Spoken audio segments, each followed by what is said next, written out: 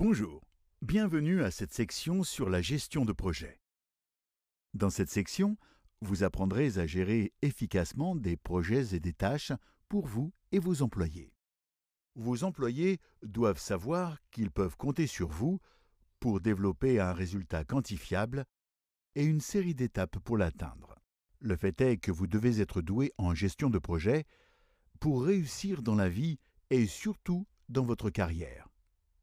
Votre capacité à organiser et mener à bien un projet est une compétence clé du succès. C'est l'art essentiel de la gestion.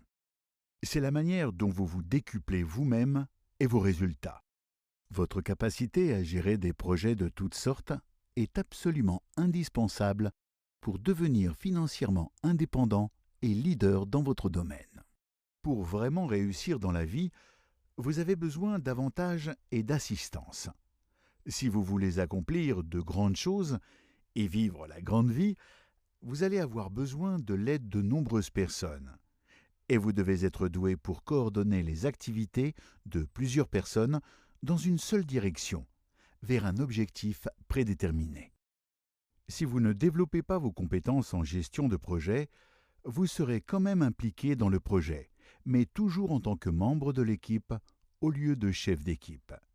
D'ici la fin de cette section, vous serez capable de planifier et gérer un projet du début à la fin.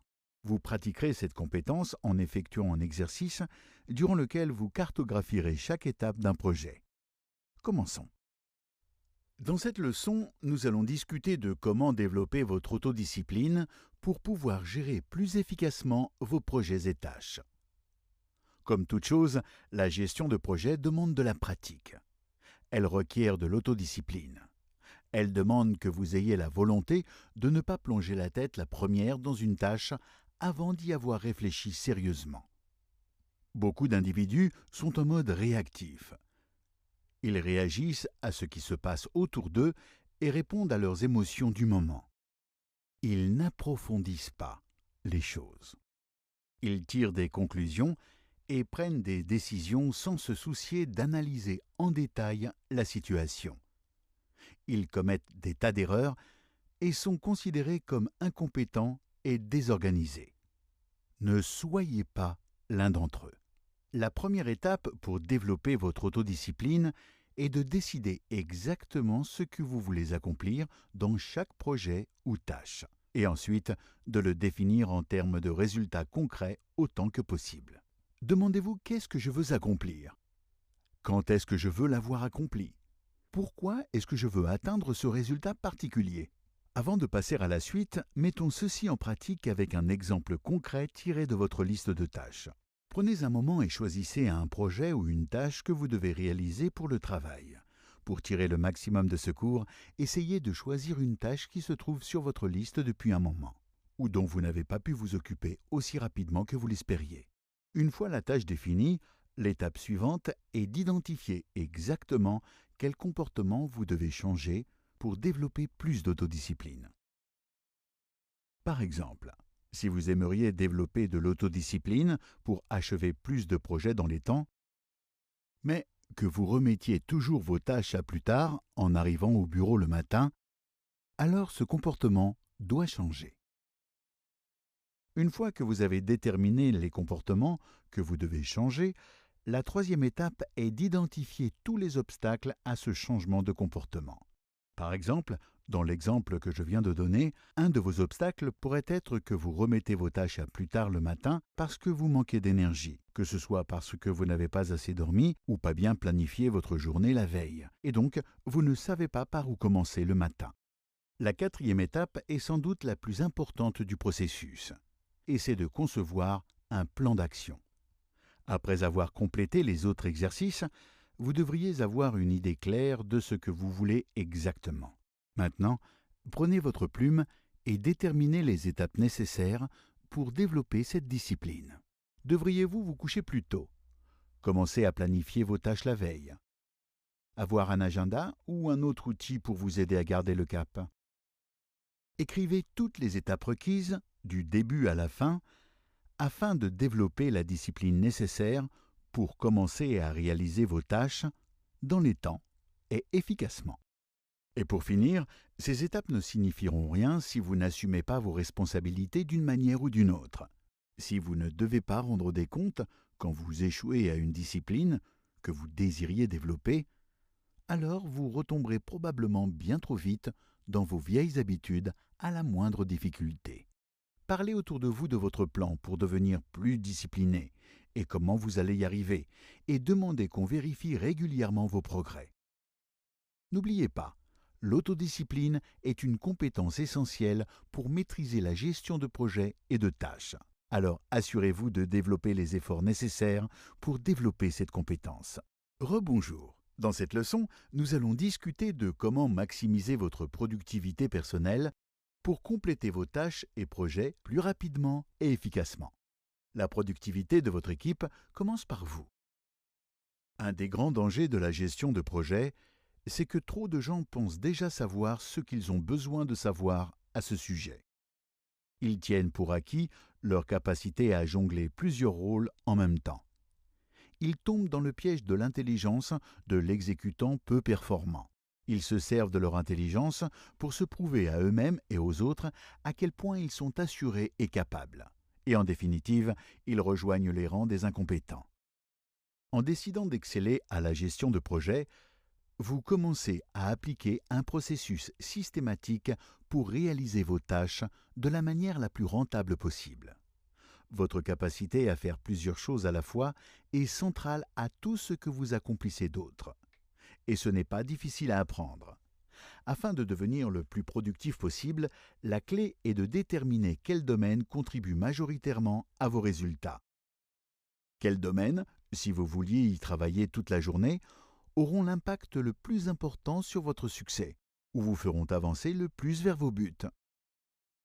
Ces tâches devraient être le centre d'attention de votre travail quotidien.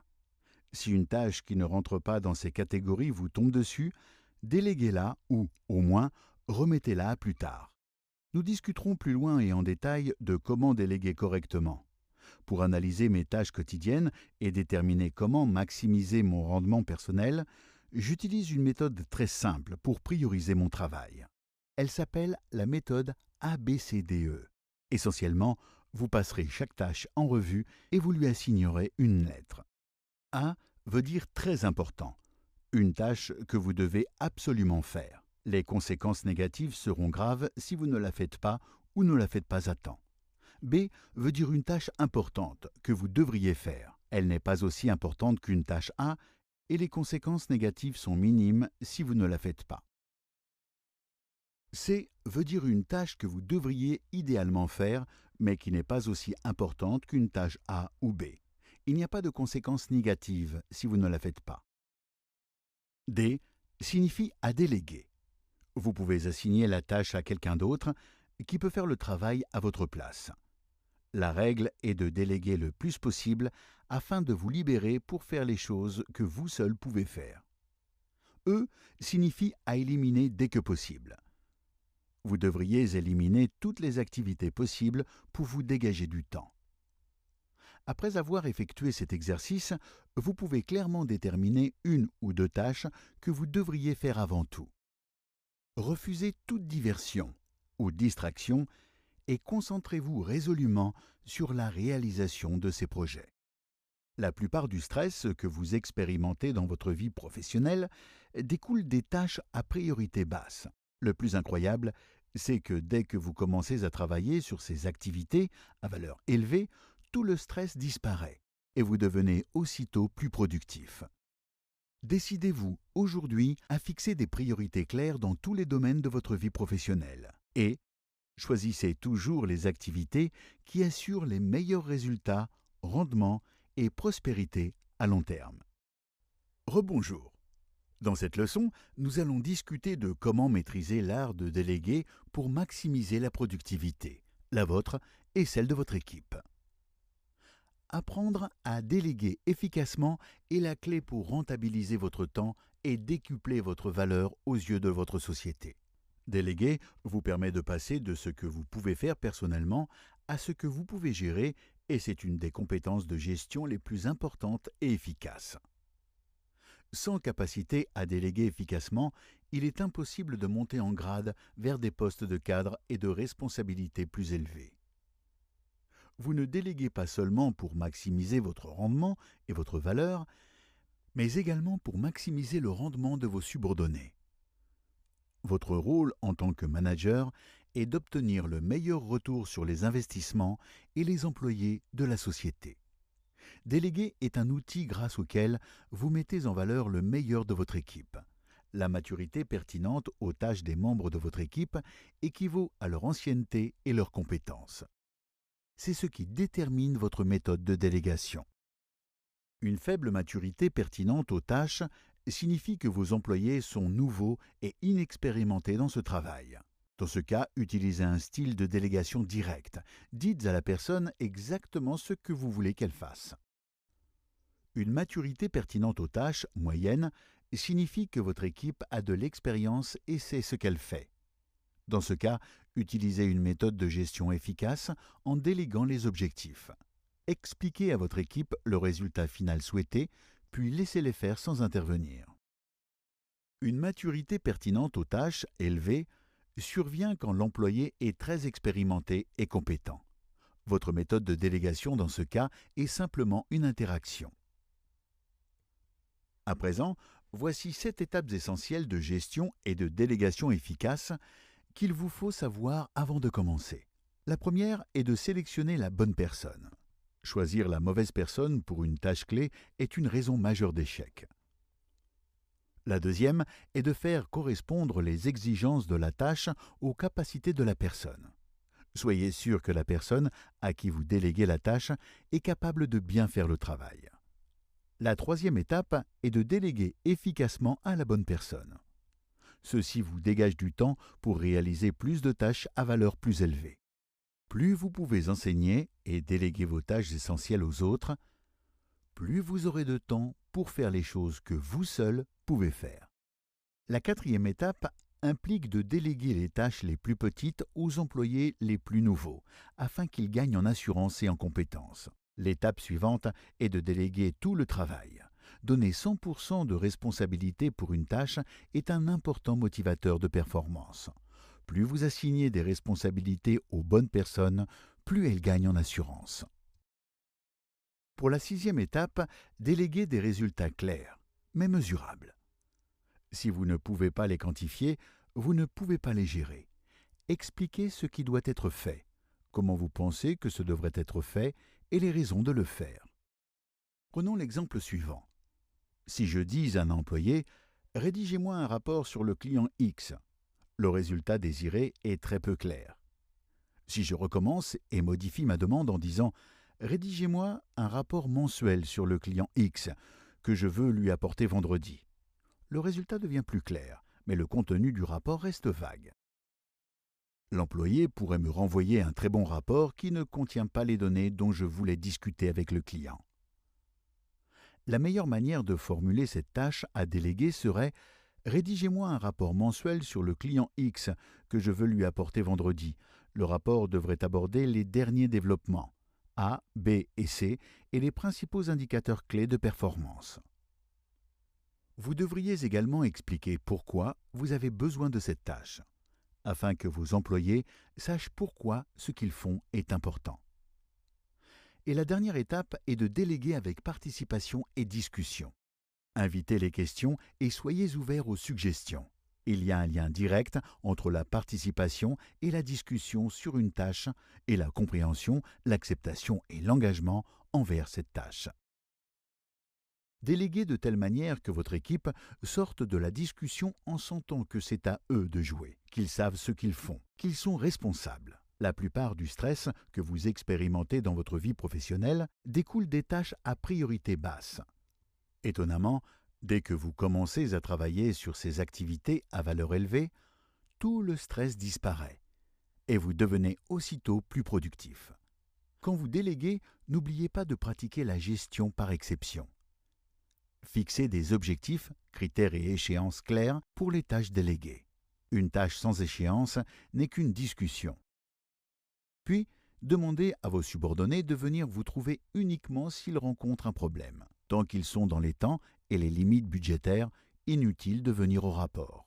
Vous pouvez supposer qu'ils ont la tâche sous contrôle. La clé pour renforcer les capacités de votre équipe, c'est d'apprendre à déléguer et à développer des compétences de gestion efficaces. Apprenez à déléguer efficacement à quelques employés et vous aurez bientôt une plus grande équipe à laquelle déléguer, ainsi que de plus grandes responsabilités en raison de vos compétences de gestion et de délégation efficaces. Rebonjour. Dans cette leçon, nous allons discuter de comment fixer des priorités pour vous et votre équipe pour assurer que vous travaillez sur des projets de plus grande valeur. Un aspect clé de la gestion de projet est de prendre le temps de réfléchir et visualiser l'avenir. En utilisant la perspective à long terme dont nous avons discuté au début du cours, projetez-vous dans 5 ans et réfléchissez à comment vous aimeriez que soit votre société et votre équipe. Créez une image mentale de ce à quoi elle ressemblerait et puis réfléchissez aux mesures que vous devez prendre dès aujourd'hui pour en faire une réalité. Pensez à la voie suivie par la société et où vous aimeriez que votre équipe se situe afin de tourner votre orientation future sur vos objectifs et non sur votre passé. Concentrez-vous sur les opportunités plutôt que les problèmes. Réfléchissez aux solutions et aux actions spécifiques que vous pourriez mettre en place plutôt qu'aux choses qui sont allées de travers et qui en est responsable. Continuez à vous demander « Où va-t-on maintenant ?» Dans de nombreuses sociétés, les cadres supérieurs passent 80% de leur temps sur les problèmes de la veille plutôt que sur les opportunités du lendemain. Continuez à réfléchir à des façons de changer les choses que vous faites aujourd'hui pour que votre orientation future concorde avec vos désirs. Quand vous fixez des priorités, souvenez-vous que les 20 premiers pourcents de n'importe quelle tâche constituent généralement 80% de sa valeur. Une fois que vous travaillez sur cette tâche, les 20 premiers pourcents du temps que vous passez à planifier et organiser les ressources nécessaires pour accomplir la tâche constituent généralement 80% de votre succès. Quand vous fixez des priorités, concentrez-vous toujours sur les 20 premiers pourcents de la tâche. Mettez-vous au travail. Les 20% suivants se passeront normalement sans heurts une fois que les 20 premiers pourcents sont achevés. Par exemple, si vous travaillez dans la vente, obtenir un rendez-vous initial en tête-à-tête avec un décisionnaire constitue généralement les 20 premiers pourcents d'une transaction, mais représente 80% de la valeur de la vente. La présentation, l'accord de vente, le suivi, la livraison, le produit et le service, etc. représentent 80% de l'effort, mais seulement 20% de sa valeur. Lorsque vous fixez des priorités pour votre équipe, ne vous laissez jamais aller à la tentation d'éliminer d'abord les petites tâches. Ne commencez pas au bas de votre liste en laissant les tâches les plus importantes pour la fin. Ne laissez pas votre équipe s'enliser dans des activités à faible priorité. Ne vous spécialisez pas dans un domaine mineur. La tendance naturelle de la nature humaine est de suivre la loi du moindre effort. Dans la gestion de projets et le travail, cela signifie que nous avons tendance à commencer par les petites tâches en pensant que quand nous serons bien échauffés, nous aborderons les tâches importantes de manière plus productive. Ce que j'ai découvert, c'est que quand vous commencez par des petites tâches, elles finissent par se multiplier comme des lapins au printemps. Quand vous commencez par éliminer les petites tâches, vous semblez en attirer de plus en plus sur lesquelles travailler, ce qui, en fin de compte, n'augmente pas votre rendement. Plus vous travaillez dur et longtemps, plus les petites tâches surgissent de nulle part. En fin de journée, vous êtes épuisé et n'avez rien accompli de valeur. Commencez toujours par votre tâche la plus importante. Voici 4 questions à vous poser quand vous fixez des priorités pour votre équipe. 1. Quelles sont les activités à plus haute valeur de mon équipe? Souvenez-vous que la valeur de votre travail vient majoritairement de 3 activités. Lesquelles de ces activités contribuent la plus grande valeur à votre société? Quelles sont vos 3 activités principales? 2. Quels sont nos domaines d'intervention clés? Quels résultats spécifiques votre équipe doit-elle atteindre pour développer la société considérablement? De tous ces domaines d'intervention clés, lesquels sont les plus importants? 3. Que pouvons-nous faire qui fera la différence si nous le faisons bien? Quelle est la chose que votre équipe peut faire et qui, si elle est bien faite, apportera une plus-value significative à la société? Faire cette tâche, la faire bien et la faire vite, peut avoir un impact majeur sur l'avenir de votre société. 4. Quelle est la meilleure utilisation du temps de mon équipe en ce moment? C'est une question clé dans la gestion de projet. Chaque compétence de gestion et de planification du temps vise à vous aider à déterminer la réponse correcte à cette question à chaque moment de la journée. Quelle est la meilleure utilisation du temps de mon équipe en ce moment? Une fois que vous avez posé ces questions et avez une liste, utilisez-la pour prioriser les activités sur lesquelles votre équipe travaille chaque jour, semaine, mois ou an. Quand vous leur montrerez l'impact que ces tâches auront sur la société et leur travail, ils seront probablement plus motivés à vous aider à réaliser ces objectifs. Félicitations, vous avez terminé cette section sur la gestion de projet. Comme nous en avons discuté dans cette section, savoir gérer efficacement un projet est non seulement une composante nécessaire d'un bon leadership, mais également la chose qui, si elle n'est pas faite correctement, pourrait vous coûter beaucoup de temps et d'argent. La gestion de projet est une compétence qui s'apprend comme le vélo. Elle peut être divisée en une série d'étapes que vous pouvez apprendre à maîtriser une à la fois. Les projets requièrent les efforts coordonnés de plusieurs personnes. Chacune étant responsable pour une partie du projet, chaque partie étant nécessaire pour la réalisation et la réussite du projet. Votre capacité à faire plusieurs tâches à la fois est une compétence critique pour réussir. Tous les accomplissements notables sont complexes et impliquent la coopération de nombreuses personnes. Votre capacité à assembler une équipe multitâche et à réaliser des projets complexes, ainsi que vos qualités de leadership visibles, détermineront le cours de votre carrière autant que tout autre facteur. Cela vous permettra de vous décupler grâce au temps, au talent et aux efforts des autres et d'accomplir bien plus que vous ne pourriez jamais accomplir seul. Mais gérer des projets et les personnes collaborant sur ces projets n'est pas toujours facile. Dans la section suivante, nous aborderons le courage et son rôle dans la mentalité de leadership.